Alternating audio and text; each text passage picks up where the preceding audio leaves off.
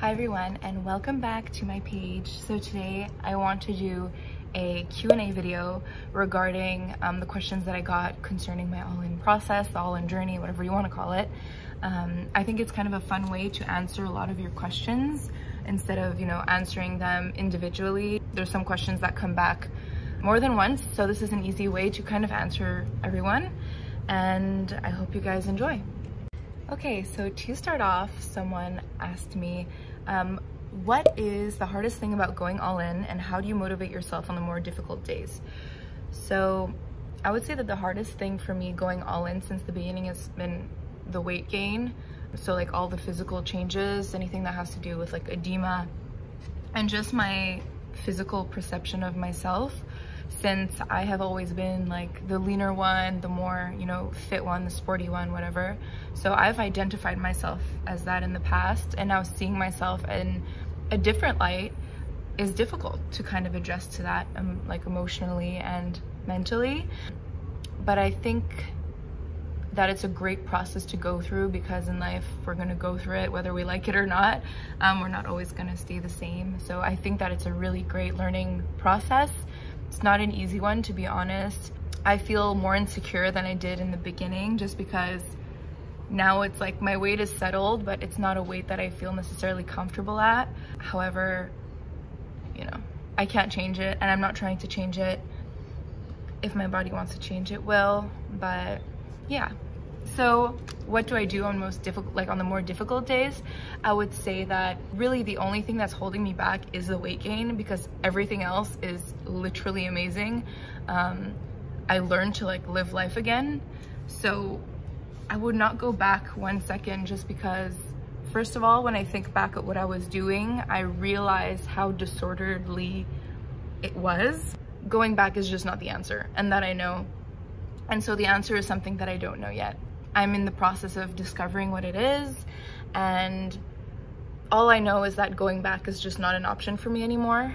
And yeah, so I would say the best thing would be, if you're insecure, as I said in one of my previous videos, you should journal. Journal actually helped me a lot, because when I read back like all the symptoms that I had before, it reminds me, okay, I had this, I was cold, I was losing hair, I was not confident either, in a different kind of way.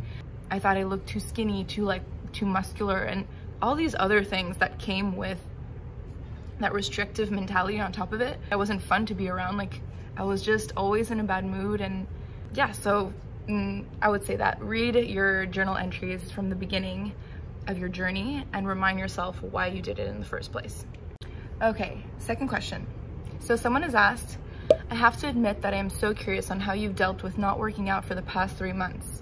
Obviously, working out was a big part of your life, so I'm wondering how it affected you mentally when you stopped.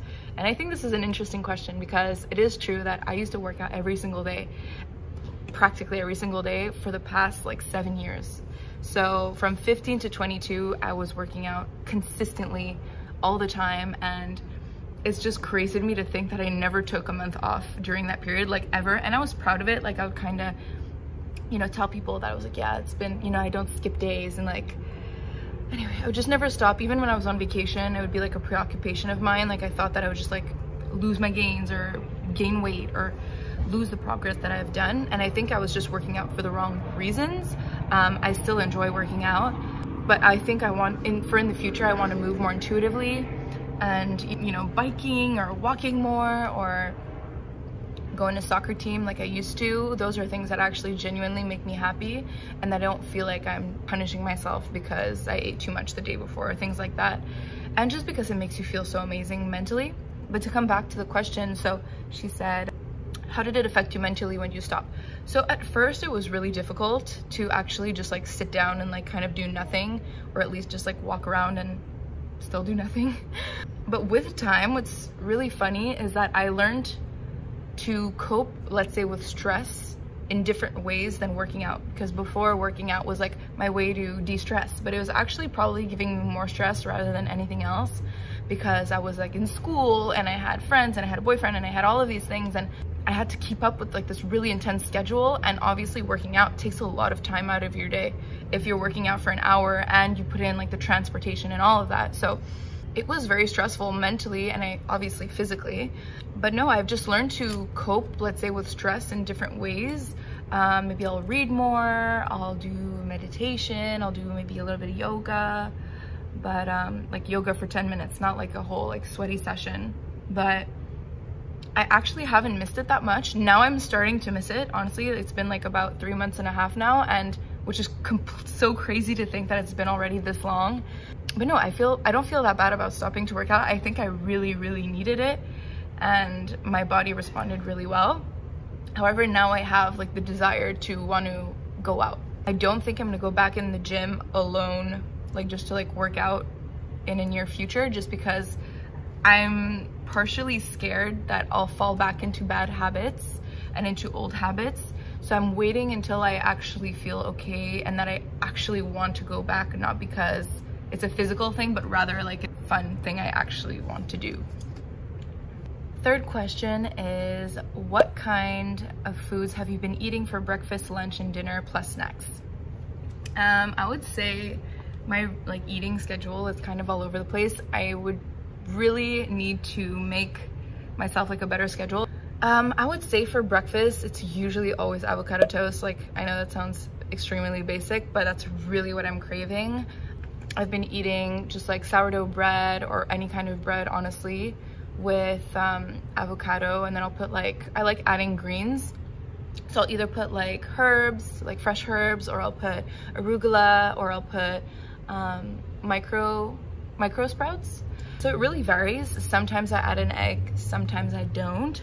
Other than that, for lunch, I've really been loving like rice with like veg probably, or like edamame and things like that. And then I'll add, I don't know, I kind of like throw everything I have in my fridge in a bowl. That's basically what happens every lunchtime. And it really varies. Otherwise, for supper, I eat with my family, so that really depends from day to day. But usually at night, I'll have like a very generous dinner with vegetables, like a carb, and then a protein. Usually it's like an animal protein, just because that's what my family eats, so that's what I eat. And for snacks, I will have maybe like a toast with peanut butter and bananas. That's really something that I've been loving. And fruit. I've been trying to eat more fruit. So I know that was a really like random answer, but comment down below if you want to see what I eat in the day, and I'll film that for you guys. So the fourth question is a good one. It's, how do you approach seeing people that you haven't seen since the beginning of your journey? This was really difficult, especially that everybody was in quarantine, and that obviously I was like putting on weight like in my corner or like alone. So people didn't see it progressively.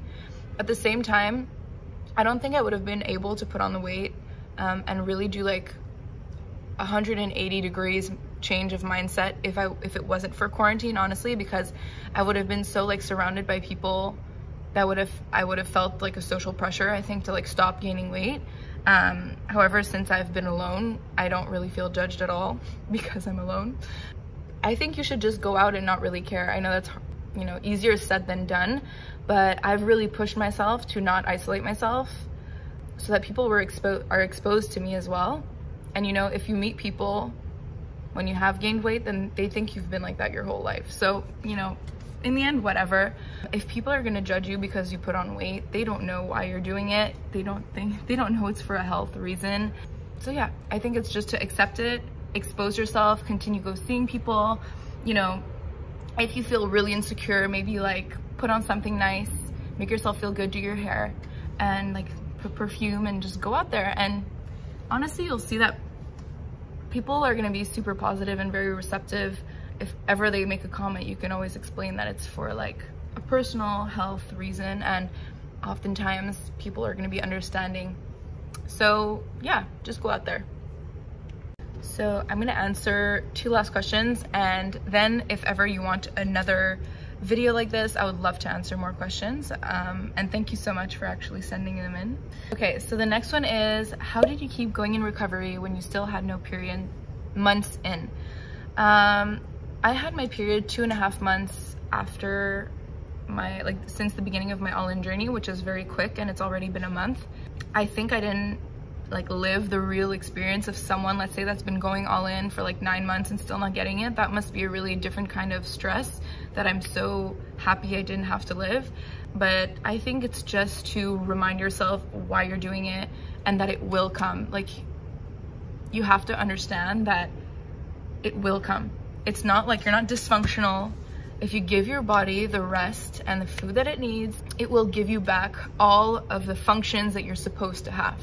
You really need to rebuild and ditch the diet mentality and, you know, kind of start from zero, but in a different perspective, in a different way of living, in a different way of thinking, and like really making your health a priority and not the way you look. And that's really the shift that needs to be made. And it's important to just remind yourself that it's going to happen, but you have to consistently continue what you're doing, otherwise it might not. Yeah, so just be consistent and trust the process. And the last question is, can I lose weight in a healthy way after going all in and getting my period cycle back? So basically there's this theory called set weight, and it's very interesting because basically what it says is that if you're under your set weight, it's gonna do everything to come back up to your set weight. And if you're over your set weight, it's gonna go down to come back to your set weight. I like this analogy. You know those like paddle boards in like swimming pools that you use to like hold and they're like short? Imagine pushing a paddle board in the water. You feel the tension of it trying to come back to, you know, baseline. That's exactly what happens when you're dieting. Your body does everything in its power to bring it back to your set line, to your set weight, and the opposite is also true.